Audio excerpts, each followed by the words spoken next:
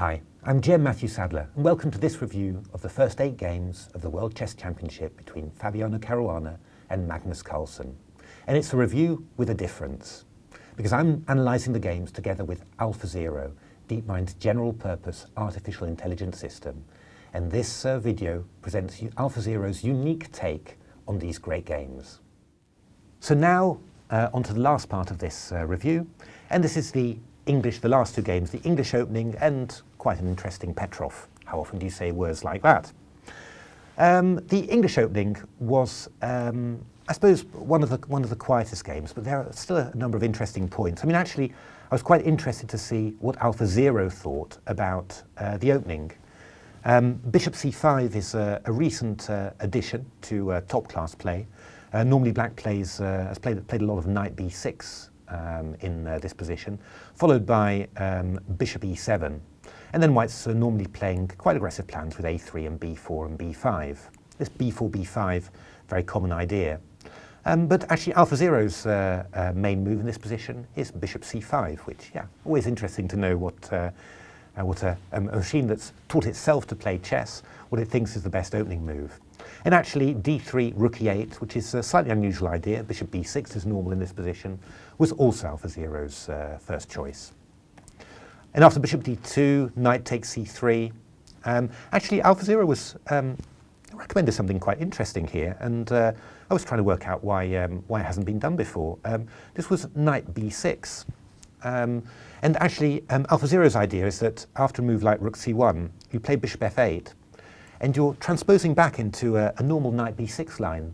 Only, White hasn't played, a crucial plan with a3 and b4 and b5. He's played the rather anodyne bishop d2 and rook c1.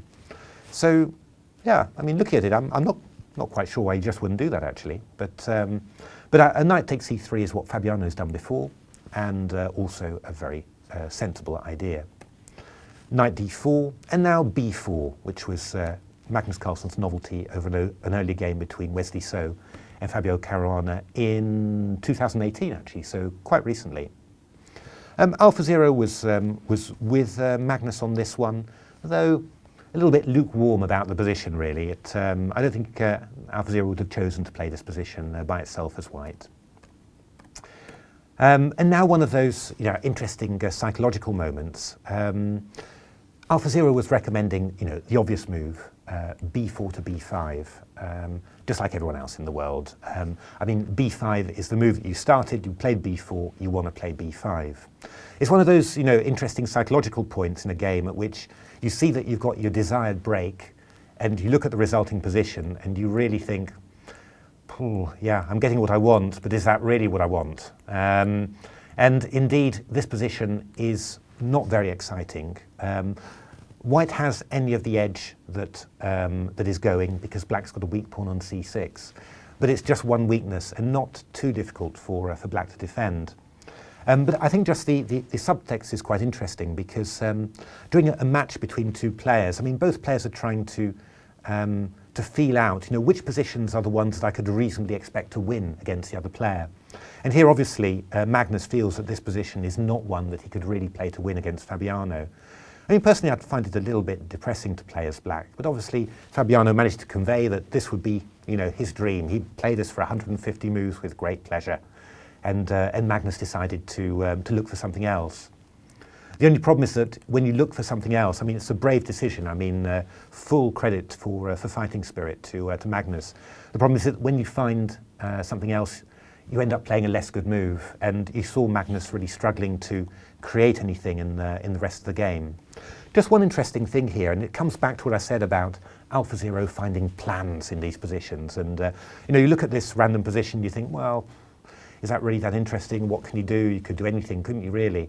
And then AlphaZero comes up with something concrete, and I'm playing around, just saying, oh, I'll keep things a little bit tight at the back, and all of a sudden I'm getting attacked like crazy. And this was AlphaZero's plan. I saw it came back a number of times in the next number of moves. It was to play this move b5, which surprised me a little bit. Looks like it weakens the Black queenside pawns, but the idea is a b5, c b5. Now, yeah, AlphaZero is not worrying about anything like bishop b7 and bishop a6. This bishop's out of the way. It might get trapped, and anyway, these light squares on f3, g2 and h3 are not going to survive long without light squared bishop. If you go rook a1, then there's this annoying tactic rook c3 and bishop b4. That's the tactical side of it.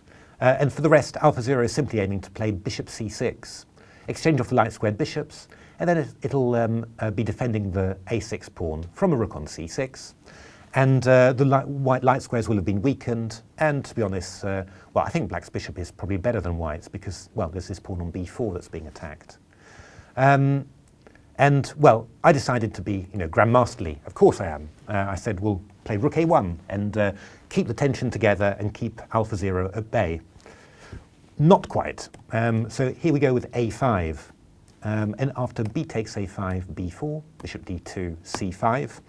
I then got hit by another tactic. I was looking at a6. And then there's two lines, actually. I mean, I think in the end, actually, that AlphaZero even preferred just the quiet bishop c6, exchanging off the light squared bishops, winning the a6 pawn, and then lining up on the a4 pawn.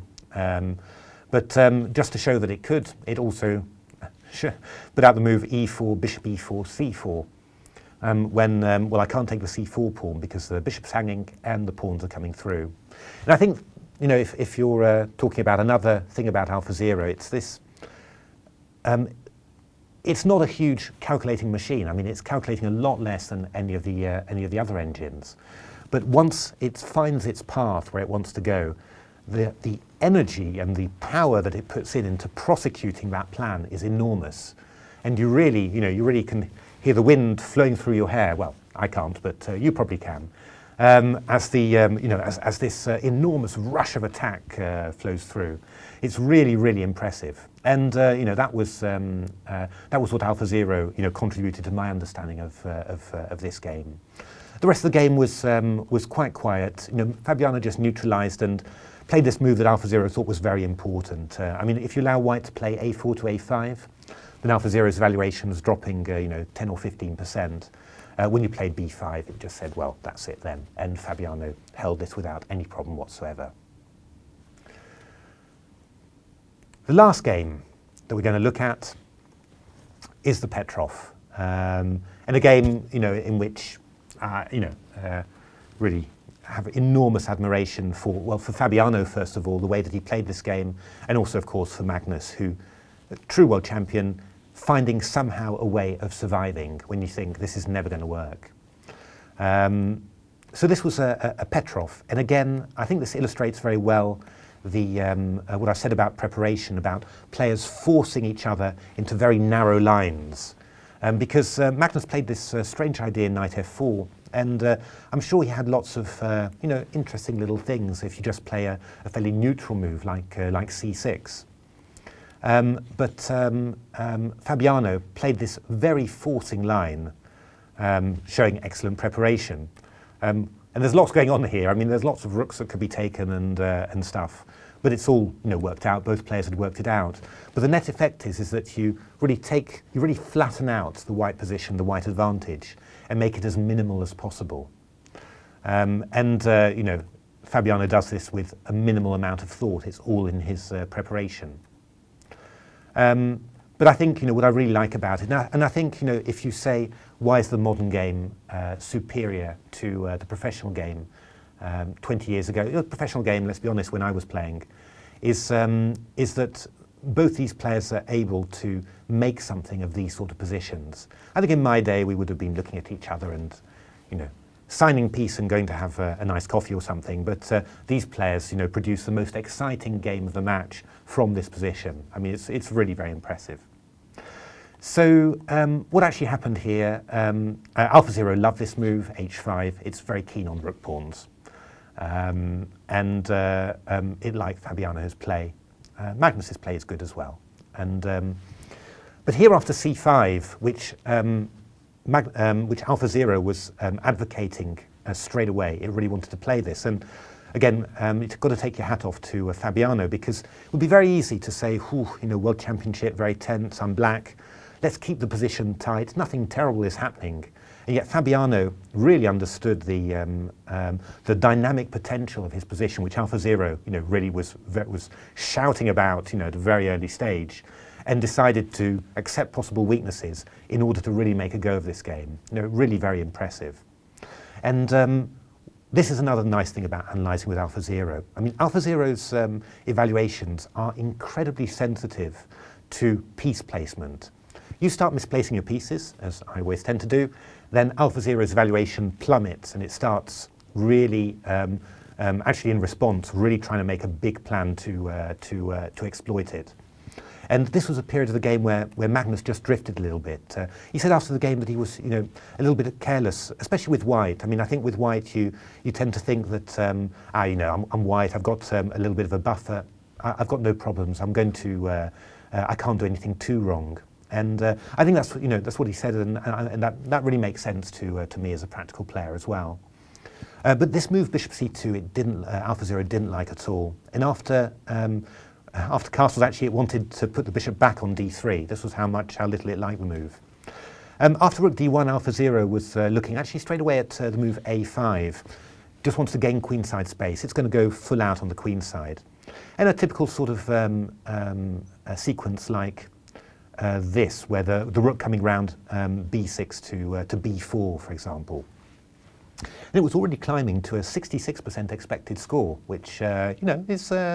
it's not huge, but it's significant. So after rook fd8, knight g2, takes. Here, AlphaZero also wanted to play rook dc8 and keep that rook on a8 for queenside operations. And once again, you see in these lines that AlphaZero is just shoving those queenside pawns forward with maximum, maximum power and maximum aggressiveness. Very, very impressive. Really, when you're looking at games with an engine, you can sometimes get a little passive, and just wait and look at the lines going through. AlphaZero really keeps you on its toes because things are happening in those lines. So after these moves, around this stage again, Fabiano was playing all AlphaZero's moves. Really, the whole conception, even if there were some things were slightly different, I think AlphaZero was going to take on c1 first, but the whole flow of the conception was all there. That's really impressive. AlphaZero wasn't super keen on Magnus's defense. It's a bit risky. You're making a lot of weaknesses there. I think the only difference here was that AlphaZero was very keen on taking the a2 pawn first. I think looking at the lines, it really felt that, well, why not take a weak pawn first and then leave two weaknesses instead? When you're going after the d4 pawn, then you're removing a white weakness. On the other hand, I would have thought that this move would also really appeal to AlphaZero because, after all, you're going to increase the activity and mobility of the bishop on c6. So, I mean, the evaluations were still pretty good for black after this move. And now this incredible moment where Magnus takes this really brave decision and gives up a piece in order to try and reach a drawn ending.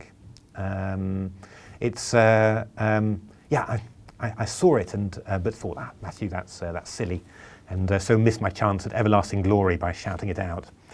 But really brave decision to make there. So this position, it's been looked at a huge amount.